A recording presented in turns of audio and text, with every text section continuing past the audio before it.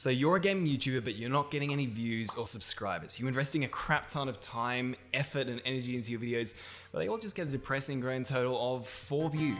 Your mum, you, and you. And when it comes to subscribers, well, let's not even go there. So what you need is a clear, simple process to follow that will practically guarantee that your channel gets thousands of views and subscribers as quickly as possible. And today, I'm gonna do my best to give you just that by revealing my new and updated method that I've used to grow a gaming channel from 0 to over 23 million views. G'day, my name is Marcus Jones. Let's get stuck into this. So let's break down what I call the GYGC method, the 9 things you need to do if you're serious about growing a highly successful gaming channel. And it doesn't matter if you're a complete beginner or if you've been doing this for a while, all 9 of these things will apply to you if you want to be successful. And I know that because when I first started my gaming channel, I had no idea about any of this stuff. And I know my channel grew depressingly slowly. I remember I thought I was doing everything right. I was posting 2 videos a week. I was following all the advice from the gurus, and I thought I was creating really great videos. But then every morning I'd wake up and basically nothing had changed on my channel. And on the rare occasion that I did post a video that fluked a measly handful of views, almost none of them stuck around. But you can't do this to me.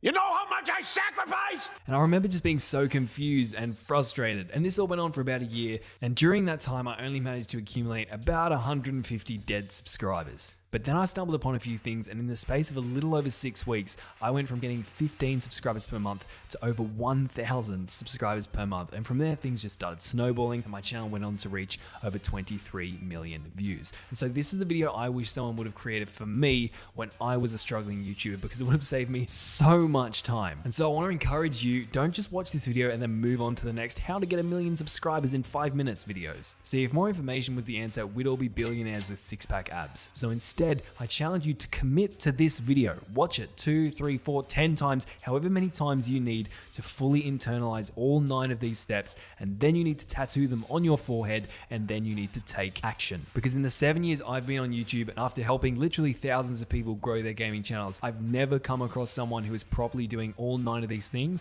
but is not succeeding. So let's walk through the GYGC method from the least important tactic to the most important tactic. But I should caution you that most of these tactics are reliant on one another, so I wouldn't recommend skipping around.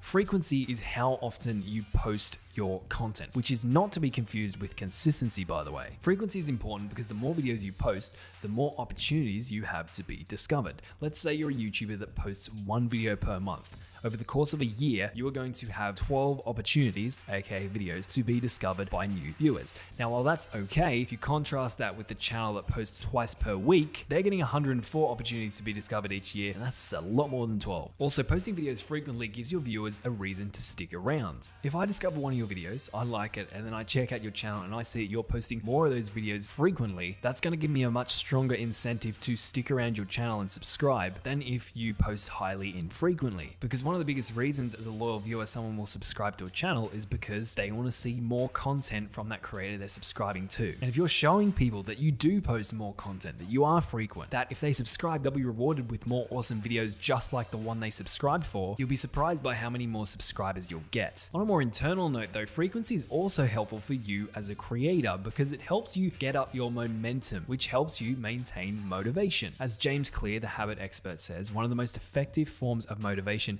is progress. An example of this is streaks. When you do something frequently and you get on a streak, there's something in our psyche that makes us want to maintain that streak. For example, if you've posted 1 video a week every single week for the last 10 weeks, you're probably going to have more motivation to post a video on the 11th week, even if you don't necessarily feel like it, because you wouldn't want to break your streak, would you? On the other hand, if you post incredibly sporadically and the last time you posted a video was a month ago, I mean, what difference is missing yet another week gonna make? On top of that, frequency helps you improve your confidence, your content, and your skills as a creator. Now, I personally am a believer in quality over quantity when it comes to YouTube. Ultimately, I think quality will trump quantity. However, quality comes from quantity. It's a paradox. So while I don't necessarily encourage you to go out there and intentionally post content that you know is absolutely terrible and that you could pretty easily make it so much better, but I do think that it's going to take you a number of videos to build your confidence as a creator, to find your voice, to learn and hone your skills and your style. And if you're frequently posting more and more videos, you're going going to traverse that learning curve so much quicker. Now, in terms of specific numbers, there are obviously exceptions, but my preference and my advice to you is to try and post videos at least once per week. The ideal is 3 times per week in my opinion. Now you might be wondering, well, why is the ideal not every single day? The reason for not posting daily, in my opinion, is that for the vast majority of you, unless you have a team or someone else helping you on your channel, posting daily is a road that leads to burnout, unless of course you have an exorbitant amount of free time. X factors are what I call those unique and special things that make up your lucrative brand. They're the specific little things that add up to make you different from all the rest. So for example, think about your favorite YouTuber. What are the unique recurring characteristics in their personality or their content that make them different? What are those things that make you like them more than all the other YouTubers? Play a little game. Ask yourself why a few times. Okay, they're entertaining. Why? They're entertaining because they're the funniest YouTuber you know. Okay, but why are they funny? Are they willing to say or do things that nobody else would dare say? Do they have a uniquely quick wit with accompanying quirks and sayings and in-jokes? Do they jump out of their bedroom window when anything remotely interesting happens? Do they make fart jokes that really knock the wind out of you? And it doesn't have to be just humor. Maybe they just have relatable or distinctive life circumstances. Maybe they have particular attitudes or philosophies about content creation, or maybe just life in general that you find admirable. Or maybe they have a very uniquely in-depth knowledge or skill set that's highly relevant to the type of content they're creating. Whatever it is, when you dive into objectively why it is you like a particular YouTuber over all of the others, usually you'll find there's multiple little reasons or factors that make up why you like them the most, and these are the X factors. Sometimes they come naturally to a creator and sometimes they're cleverly engineered, but obvious or not, in the vast majority of successful channels, you'll usually find them there. Now, it is quite difficult to measure the impact of X factors initially, but they definitely have impact. Firstly, as a small channel, they help distinguish you from the noise. Most of the time, it's unlikely that you're going to be creating a type of content that has never been created before in the history of YouTube. There's just too many YouTubers for that nowadays. So your X factors are going to help distinguish you from everyone else. They're going to help you stand out to new viewers, and they're going to make you memorable, more interesting, and more likable to existing and recurring viewers. Now, acquiring X factors can be different for every YouTuber. For some of you, you might be able to consciously and strategically engineer X factors into your content. For example, Mr. Beast. Debatably, one of Mr. Beast's biggest X factors is the fact that he is willing to spend crazy amounts of money in ways that most people wouldn't even dream of. Technically, any YouTuber with enough money could apply that X factor. However, the fact that Mr. Beast is able to spend so much money is the thing that makes it such a big X factor for him, because few people are able to replicate that. However, an X factor can also just be a particular interest you have or a side of your personality that you simply exaggerate and showcase to people. PewDiePie is a good example of this. Sure, of course, there's the fact that he got into the YouTube scene early and he had the first mover's advantage, but he's also known for his unique memes, his weird phrases, and these little in-jokes. And these are X factors that make him stand out from the rest and make his hardcore fans absolutely love him. Now, I want to call out a caveat here, and that is whatever your X factors are, they need to be audience centric. So I remember once I was talking to a student and he was in a very competitive niche. He was creating Fortnite videos, and we were talking about what makes him different. We talked about finding a sub niche, which is something we'll talk about later in this video as well. And of course, we talked about X factors. And when I asked him about his X factors, he told me that after doing some research, he found that a lot of the creators in his niche all spoke very clearly, all had very clear and understandable commentary in their videos. And then he proceeded to tell me how in his videos, he often mumbled. He slurred his words, he spoke very quietly, sometimes to the point that it was almost impossible to understand what he was actually saying. And he told me that he felt this was his X factor because it made him different from everyone else, and maybe it even made him a little bit relatable to people. However, let me ask you, does watching a commentary video from a YouTuber who mumbles, slurs their words, and is difficult to understand at times sound like an enjoyable experience for the viewer? Probably not. And so while this is probably the most extreme case I've come across, the principle still stands. Whatever you identify and choose to push as your X factors on your channel, they need to be something that actually add value to your audience's experience of you and your content in a positive way. Standing out in a negative way, by having some really weird skill, or simply just being different for the sake of being different in a way that doesn't add to your content whatsoever, that's not going to help you. So how do you know when you've got a good X factor? Well, the biggest sign of a good X factor is when people start remarking about it in the comments of your videos. Now, especially if you're a small YouTuber, this might not happen right away. For example, if you go to the comment section of a Mr. Beast video, you'll find comments of people fantasizing about winning the money, people complimenting Jimmy on his generosity, or people just simply gawking at the sheer amount of money he's willing to give away. In other words, you'll find that the quantity of money Mr. Beast gives away in his videos is something that his audience care about, and it positively adds to their experience of the content. Similarly, if you go to a PewDiePie video, you'll find people referencing PewDiePie memes or quoting Felix's memey remarks, and you can see that his memes and his quotes quotes clearly have a real impact on people, which is one of the reasons why he's become so well known. So if you don't have any X factors, your channel is always going to lack this certain dimension, and it's going to be so much harder for you to succeed. So even if you're a smaller channel and you don't have many comments, ask yourself, hypothetically speaking, what aspects of you or your channel are noteworthy enough that you could realistically see a bunch of people remarking about them in the comments of your videos. So even if you're not getting comments right now, think into the future and imagine, what is it about you that people might look up to you for? For example, it could be something as simple as this. If you're a tutorial channel and one of your X factors is that you keep all your videos super concise compared to everyone else, you'd know that being concise is a good X factor when you start getting comments like this one, this one, this one, and this one. But he's a bit of a dick. I will send you to Jesus.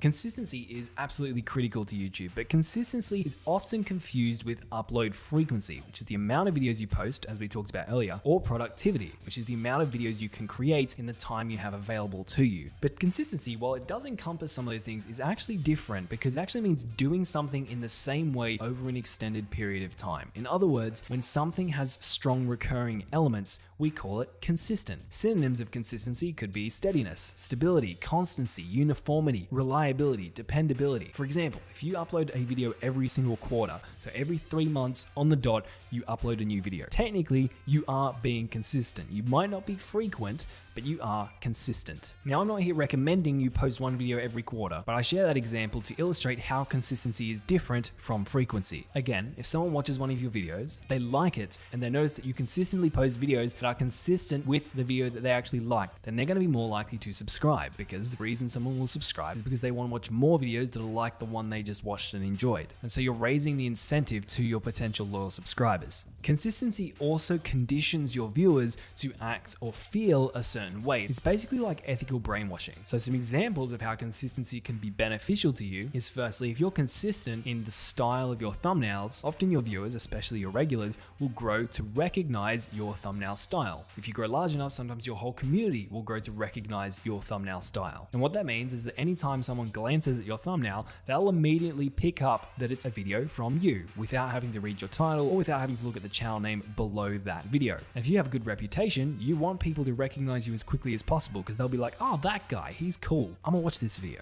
Another example of how you can ethically brainwash your viewers is through your posting schedule. If you post frequently, but you also post consistently, because if you consistently post your videos once a week on Friday at 9 p.m, people might start recognizing that, and if they really like your content, then every Friday around 9 or 10 p.m, they'll tune into your channel. On the flip side, if you're posting videos completely sporadically and no one has any idea when or why you're going to upload videos, your viewers aren't going to know what to think. And that's why being super erratic or having big breaks in posting your videos is not a good idea. Only total noobs do that. Yes, that's a terrible thing to do. Who would do that? Also, particularly if you are creating great content, consistency is going to help you establish your reputation because consistency fosters trust. On the other hand, inconsistency fosters the opposite. For example, if people have trust in you, your attitude, your mentality towards life, your thoroughness, your quality of content, the way you make them feel in your videos, whatever it is, and then you do something that breaks that trust, your viewers will feel betrayed.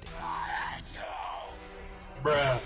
Even if it's just an illusion. After watching one of your videos, your viewers will often develop expectations for the way they think things should be on your channel. And often these expectations can be formed very quickly, in the space of a single video, for example. However, when your content or actions start not corresponding with the expectations your viewers have for you, they will feel betrayed, you will lose their adoration and trust, and this all happens even though you've never explicitly promised your viewers anything. Now you might say, well, that's all well and good, Marcus, but I actually don't have any viewers or subscribers at this point, so being consistent is not actually going to matter for me. And I understand that, but the upcoming points in this video will help you with the whole views problem. But also, don't discount the impact being consistent can have on helping new people discover your channel in the first place. See, being consistent helps the YouTube algorithm classify your channel so that it knows a bit more about who you are, who might be attracted to you, and is able to better send your videos to the right people. See, the algorithm's job is to connect audiences to the videos that they want to watch. And one of the main ways it does this is by analyzing viewers' habits and viewers' history. It tries to figure figure out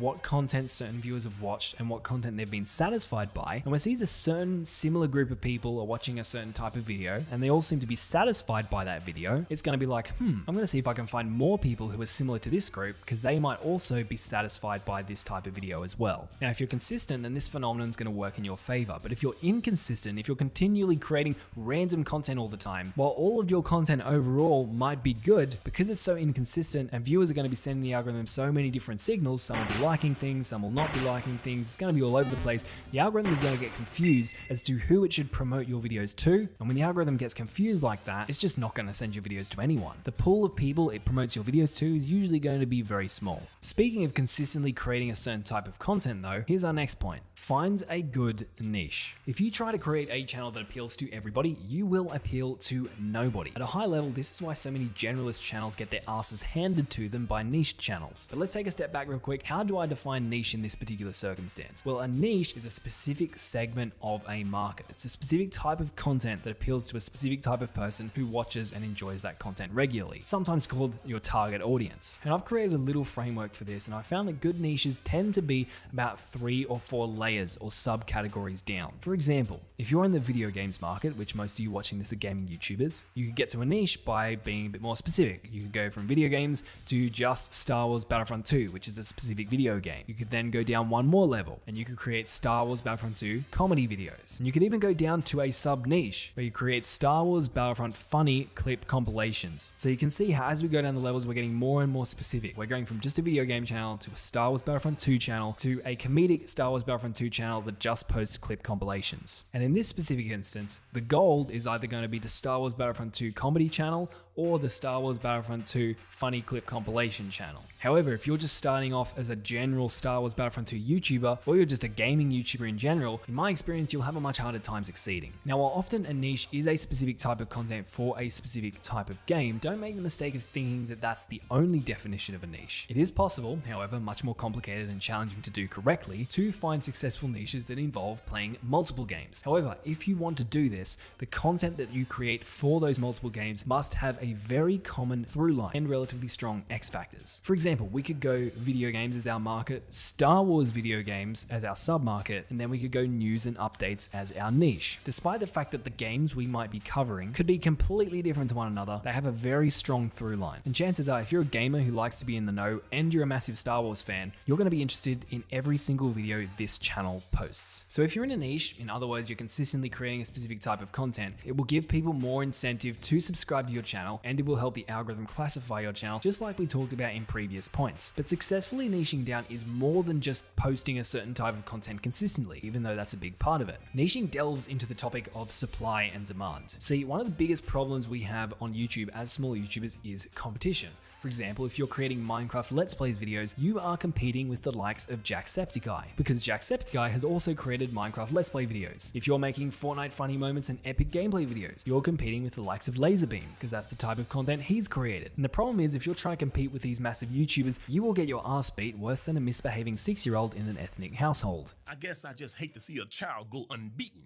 At this stage in your journey, you can't compete. So the trick is to not compete. See, in order to be in competition with someone, you need to be playing the same game as them. In this circumstance, I'm not talking about video game here, I'm talking about game in the literal sense of the word. For example, the English Premier League's Manchester United don't have to worry about competition from the NBA's Chicago Bulls, because while they are both sporting teams, they're not directly competing against one another. They are in different arenas. And so that's how you want to think about and get around the problem of competition as a small gaming YouTuber. You find a game, aka a niche, that's specific enough that you don't have to compete with all these massive YouTubers. Because while these big YouTubers might have all the views and subscribers, we all have the same amount of time, and they can't be creating every single piece of content that could possibly be created. They just don't have the time. So the trick to picking a good niche is balancing that supply and demand. And let's first talk about supply. You want to find a niche that's small enough that there's not a stifling amount of competition. But that's only half the equation, because demand, aka people wanting to watch that type of content, is equally as important as supply. For example, if you go to YouTube and you type in Fortnite funny Mongolian throat singing Taylor Swift parodies, you will find that there are precisely 0 channels dedicated to this glorious niche. And you might think to yourself, it's free real estate. But let me tell you, my friend, there's a very good reason for the lack of supply. And that reason is, aside from me, nobody wants to watch that type of content. So in summary, not only does picking a niche involve consistency and creating a specific type of content and making sure that it's specific enough that there isn't an overwhelming amount of supply and massive YouTubers creating content that's going to beat yours into the ground, but you also need to bear in mind and do your research to make sure there's enough demand in that niche to make that content worth creating in the first place. Now, I know it sounds complicated, and that's kind of because it is. It does take a bunch of research and often some trial and error to get it right. But when you do find that content market fit, when you do find that niche that just clicks with you, I promise you it will be worth it. In fact, for most of us, it's a necessity. Without finding your niche and that supply and demand balance, you'll be about as successful as a waterproof tea bag. By the way, if this video has been helpful so far, please do hit the like button. I put a ton of time into pulling this stuff together for you. I'd love for it to spread to more people. Session time is the overall amount of time a viewer spends watching YouTube. It's kind of complicated, so let me give you some examples. If you have a 10-minute video and one viewer watches that video all the way to the end, you will receive 10 minutes of watch time. Pretty simple. However, if you have 3 10-minute videos and that one viewer watches your first video and then your second video and then your third video all in the same session, you'll have earned yourself 30 minutes of session time. But what's cool is that session time doesn't just operate within your own channel. See, if that viewer watches your first 10-minute video, then it goes and watches someone else's 10-minute video, and then they come back and watch your third 10-minute video, it's still 30 minutes of session time. And the algorithm loves session time because YouTube's goal is to make money. The YouTube execs don't report on how many lives they've changed each month. No, they report on their profit and loss. And YouTube makes money by getting viewers to watch ads. So for example, every time a viewer clicks on a new video, they usually get a new ad, sometimes 2 nowadays, and YouTube makes cash. We've got to have money. And generally speaking, the more time a viewer spends on YouTube as a platform, binging videos, the more money YouTube makes. And so in order to foster an ecosystem where viewers will spend as much time on YouTube as possible, the algorithm rewards videos that keep people on the platform. Now, as we mentioned, session time isn't just about your videos. You can increase session time by sending viewers to other people's videos, but you probably don't want to do that. If you're going to put all this time into your content, you want people binging your videos. And the good news is that if you've been consistent and you've picked a good niche, then increasing session time, then you're already halfway there to making your channel more bingeable. But you can go one step further, and that is to specifically think about and design your channel in a way that makes it super easy, in fact encourages your viewers to binge your content. For example, if you're creating a similar type of video, create playlists and series that will encourage people to watch multiple of those videos. Or even if you're not a channel that could create a series, let's say you do individual tutorials, chain your tutorials together. For example, when you're creating a tutorial, think about the next logical thing most viewers might want to learn after they watch your tutorial. Then have a second video on that and promote it in the end screens. You could do the same thing for the second video, and then the same thing for the third video. And all of a sudden, you'll have people binging your tutorial videos. And so by having this high level and practical strategy to increase the bingeability of your channel, you will be getting a massive competitive advantage over the majority of people, because most people don't think about this, and you'll be getting more session time than them. And despite the fact that intentionally manipulating your viewers into spending their entire lives watching an endless string of gaming videos is morally questionable, it's one of the best ways to get a ton of promotion from the algorithm. And as the ancient Chinese philosopher Confucius would say, "Man who go to bed with hard problem, wake up with solution in hand." I don't know what that has to do with the morality of session time, but making cringy masturbation jokes is a lot easier than contemplating deep existential problems. So you're welcome. Moving on.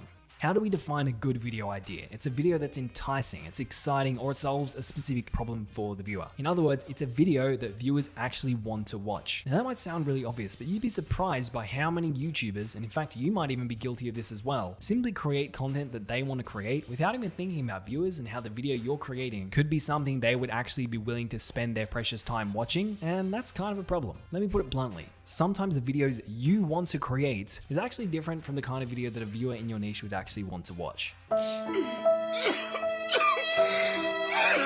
Now we'll talk about how to actually get people to click on your videos and give them a chance in a second, but we're not talking about click-through rate right now. We're talking about the core fundamental concepts of your videos. It's like the plot of a movie. You can take a movie plot and you can manipulate its image to consumers in so many different ways. There's the trailers, the marketing, the actors in it, the editing, the directors, all that kind of thing. But at the end of the day, if the plot of the movie is like watching grass grow, it's probably not going to be successful. So when it comes to coming up with good video ideas, there are many different ways. However, there are 3 buckets that I like to think about a lot. The first type of good video idea is one that captures a trend. It's about harnessing attention that's already out there. See, attention follows attention. You don't necessarily have to generate attention from scratch. You can simply go out there, locate the pie, and take a piece of it. And I call this trend surfing because surfing provides us with a helpful analogy. See, if you want to surf, you can grab your surfboard, head down to your local pond, and violently thrash around like a dying monkey. But you'll probably struggle to generate even mediocre-sized ripples. And surfing ripples is about as fun as sticking bicycle spokes in your eyes. So instead, you'd probably be more successful if you headed to an ocean. See, an ocean's way larger than your local pond, plus there's already waves there that you can take advantage of. In an ocean, you don't need to generate the attention from scratch. You just need to know how to read the waves and position yourself in the right location, and with a bit of good timing and skill, you'll be shredding your local surf break in no time, just like I do every weekend. It's gonna be awesome. So you want to think about attention as the general body of water here and the waves as the trends. As a small YouTuber, you can often be focused on trying to create attention, trying to generate waves. But the easier thing to do is often to take advantage of the vast ocean that already has waves, instead of trying to turn your duck pond into a wave pool. A great example of this is MrBeast and his Squid Games video. MrBeast is an incredibly talented and creative guy. He comes up with some incredible video ideas, but his most successful video surfed a trend, and that is why it is his most successful video. The next type of video is a searchable video. Usually it's something that solves a specific problem for the viewer. How-to videos are perfect examples of this. Now, searchable videos tend to be more evergreen, and often if they haven't already been created by someone else in your niche, they can be created at any time. However, I want to make something very clear here. The searchable video is where you find something a lot of people are searching for and you reverse engineer that attention. I'm not talking here about just keyword optimizing your existing videos. Sure, optimizing your metadata can help, but you can be the most talented SEO YouTube expert in the world. But if the video you're creating isn't one that there are a lot of people searching for, then it's not really a searchable video. The last category of video idea I like to think about is unique or noteworthy video ideas. They're the types of videos that often you can come up with on your own, and they might not necessarily be searchable in the sense that they're optimized around a specific phrase that a lot of people are searching for, and they might not necessarily be about a trend. They could be created at any time. However, they still spark an intense interest and curiosity in the viewer, and that's why they can do so well. And going back to MrBeast, he's a perfect example of this. While he definitely surfed a trend to get his Squid Game video, he's also able to come up with a ton of super random but unique and noteworthy video ideas and concepts that really grab us viewers for one reason or another. And so whatever video ideas you choose to pursue, you need to remember it's not possible to make a bad video idea, a video where the entire premise is not something viewers are actually wanting to watch, succeed. Even if you have the best marketing, the best editing, the best SEO, if your video idea sucks, then nothing's gonna save you. For example, I think it'd be very difficult to make a watching paint dry for 1 hour straight video succeed, because there is nothing whatsoever interesting about that concept. Even incredibly boring videos. For example, MrBeast listening to It's Everyday Bro for 24 hours straight. At least it has something interesting about it. The fact that someone would listen to a song non-stop on repeat for 24 hours straight, especially a song that is so, well, I mean, you know, watching paint dry for an hour straight, it's boring, it's not long enough to be noteworthy, and it's just a bad video idea, so, you know, don't do it. Well, I'll be damned. Your click-through rate is the amount of people who click on your video after they see it listed on YouTube, divided by the total number of people who see your video listed on YouTube, regardless of whether or not they clicked it. So for example, if 10 people see your video listed on their YouTube homepage, and one of those people clicks, you will have yourself a click-through rate of 10%, because 1 is 10% of 10. So improving your click-through rate, in other words, making your videos more clickable, is incredibly important, because if you can't nail that side of YouTube, then everything else falls in a heap. If you can't get people to click, you won't get views. If you can't get views, you won't get watch time. If you don't get watch time, you won't get impressions, you won't be able to monetize your channel, and you won't get session time. And so in other words, all the work you put into your channel is completely useless if you can't first win the click. On top of that, click-through rate's incredibly important because the algorithm recognizes how important it is, and the better your click-through rate, the more likely it is the algorithm will promote your videos. One of the biggest factors that will influence whether or not the algorithm will promote you is whether or not it thinks your videos can win clicks. So how do you optimize your click-through rate? Well, there are a couple of main ways. Firstly, having good video ideas, having great thumbnails, having great titles, and having a good first few lines of your description. Now, we've just talked about video ideas, and the description only makes a small impact, and so that leaves us with titles and thumbnails. Basically, they just need to be pretty damn freaking good. No pressure. So find out what's already working out there, and then do everything in your power to design a thumbnail and title that literally grabs your impressions by the eyeballs. But you've probably heard all the level 9 YouTube wizards harp on about how important it is to make good titles and thumbnails. So now that I've reinforced that boring yet crucial point, here's something you might not have heard. While your title and thumbnail should be good individually, they also need to work together. Your title and thumbnail combo is just that, a combo. And to really maximize your click-through rate, you should treat them as such. For example, if you look at this thumbnail, while it might be bright and eye-catching, it's probably not that interesting to you, right? However, when I reveal the title, you'll see that the magic is in the combo. All of a sudden, this video is much more intriguing, right? So while this is an extreme example, the principle still stands. You want to try and think about your title and thumbnail as a combo, not individual elements. And when you do that, you'll find yourself being able to maximize your click-through rate in far more exciting, complex, and clickable ways.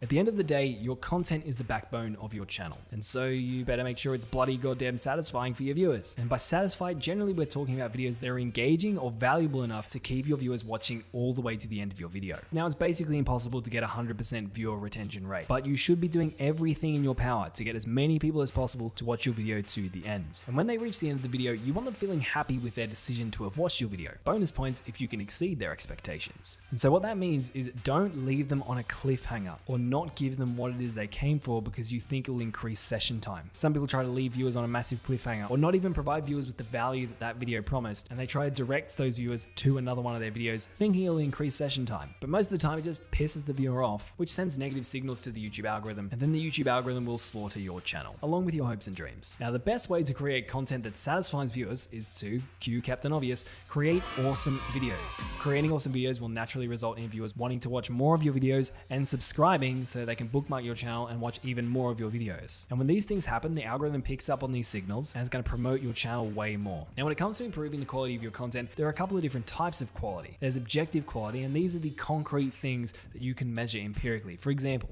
a video's resolution, a video's frame rate, your microphone quality, etc., etc. Now, for most channels, objective quality won't matter so much once you go beyond just like a decent USB microphone and a HD video. At that point, you'll find increasing your objective quality doesn't necessarily correlate with your results increasing. And of course, there are also tons of channels who don't have good quality audio and don't have good quality video and still do very well. But in most circumstances, if you can improve the objective quality of your videos, it's going to improve your viewers' experience of your videos. But not every facet of quality is measurable, and that brings us to subjective quality. This could be your editing style, your specific sense of humor, the way you structure your video scripts, or whatever. Now, of course, this all seems very subjective, but at the end of the day, you know you're making better videos and satisfying more viewers when you see your viewer retention graphs start to go up like this. Now, some ways to start learning and creating better quality content. Look for case studies of people who are already successful, see what they're doing to impress their viewers. Of course, you can also learn from your own mistakes. If you ever created a video, then rewatched it maybe 24 or 48 hours later and thought, that was a mistake. If you're human, then the answer to this question is probably yes. And so your job is to find out what made you go, and then don't do that next time. Also, don't forget about the quality-quantity paradox we talked about earlier. If you're continually trying to make each video better than the last, and you're creating a lot of videos, with quantity, your quality will improve drastically. But now you might be wondering, okay, Marcus, that's all well and good, but I don't even have viewers in the first place. Well, firstly, when you start paying attention to your click-through rate, like we talked about in the previous point, you should start to see some more viewers. But even if you aren't getting any viewers, fine.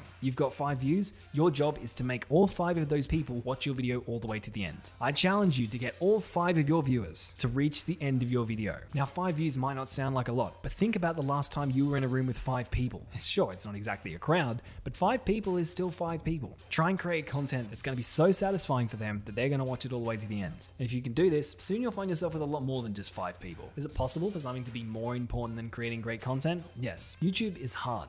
Now, I believe the GYGC method you've just learned in this video will practically guarantee your success if you implement it properly, but these tips aren't going to implement themselves. So here's my practical miniskirt of a motivational speech for you. And by motivation, I'm not talking about mindlessly never giving up or trying to pretend that you're motivated to do something you don't really want to do. But take a step back and look at this practically. Over the long term, you are the driving force behind your channel. Without you, the GYGC method, or even any other growth method for that matter, is about as useful as an ejector seat designed for helicopters. Because if the GYGC method is your vehicle, then you are the engine. And if the engine isn't operating at its fullest, or if it's like a Peugeot engine and just flat out burns out and breaks down, then regardless of how great the rest of your vehicle is, it's going to the scrapyard. And now all this might seem obvious, but let me ask you, have you thought about investing in yourself? Do you have, or have you paid attention to, cultivating a winning mindset? You're putting all this effort into watching videos like this and optimizing your channel and your videos, and that's great, but have you put any effort into optimizing yourself? I can't give you any simple actions or principles that will suddenly grant you a winning mindset, because this is more to do with psychology than the YouTube algorithm. But while I'm not a psychologist, so feel free to take my advice with a spadeful of salt, here's what I believe to be one of the most important, if not the most important, elements of a winning mindset. See, imagine for a moment that all of the air in the room you're sitting in right now is extracted. Imagine you're trying to take a breath, but in shock, you're realizing that your inhalation isn't satisfying your body's need for oxygen. You gasp and you try and inhale again, but the same thing. Your lungs are starting to burn, your heart's starting to pound, your head's throbbing too. It's like someone's repeatedly hitting your head with a baseball bat. Imagine being in that situation. Can you imagine how hungry you would be at that moment for oxygen? How motivated you would be to get a deep breath of fresh air? That almost obsessive level of hunger is a near unstoppable force, and it keeps you motivated and inspired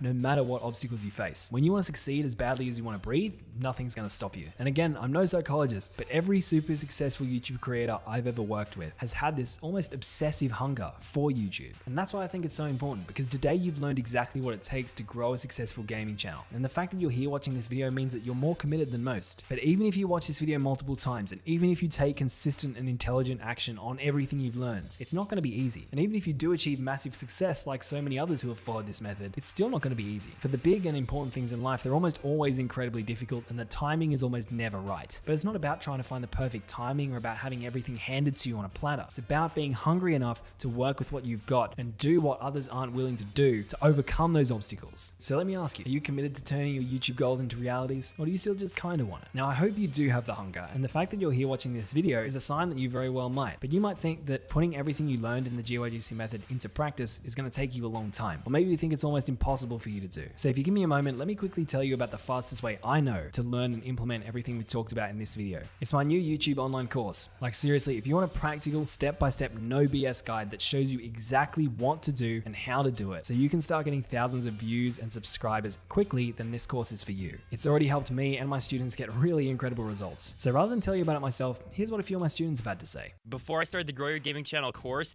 I had 70 subscribers. It was about 70, but now I have over 70,000 subscribers. Since completing this course, I've gained over 1,000 subs in just the last 2 months. Maybe a few months after meeting Marcus, my YouTube channel skyrocketed. I'm now doing over $10,000 a month. This is a really, really good program. Very well made. Marcus explained everything very well. It's a very good way to learn the skills you need to be good at YouTube or to make good content. After doing the course, my videos are looking really good. It's allowed me to be able to be like, okay, I really could do something like what your channel is doing. The Grow Your Gaming Channel course taught me what I needed to know to make good YouTube videos. Everything is in there. He doesn't leave anything out. He doesn't waste your time on things that you don't need to know. The very first thumbnail I made after I did the graphic design from GYGC, I think the CTR went from 5% to 18%. It was a great class. It was fun. The group was great. They were all helpful. I recommend this course to any small YouTuber out there. I highly recommend taking this course. It's well worth it. The course is well worth doing. Kind of like recommend it to a lot of people. I can't recommend it highly enough.